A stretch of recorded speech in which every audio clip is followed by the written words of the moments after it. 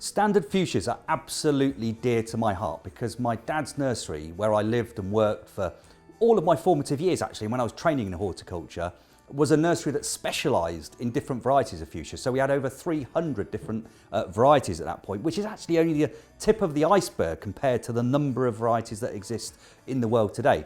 Now, one of the things we grew, which I loved really doing, was growing standard fuchsias. And that's what I want to talk to you briefly about today. So we sell these in their thousands. They're an amazing summer flowering beauty that can be the centerpiece of your patio displays or your garden displays. And you can use them in different ways.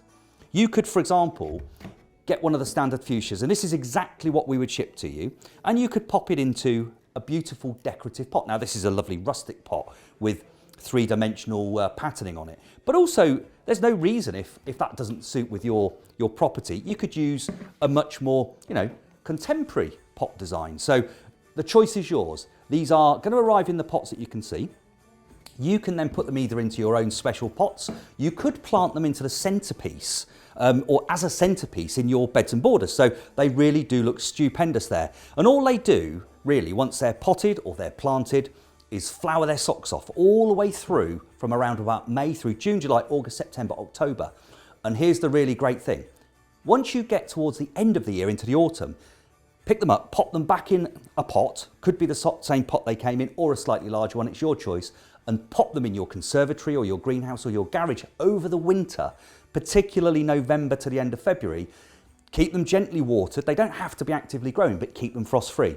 Then they'll do it all again for you the year after. So these can be a one-time purchase. They're beautiful, they're easy to grow, they're centerpieces for your summer display, and they will flower their socks off. These are laden with buds all over. You can see you've got so many beautiful little buds that are formed.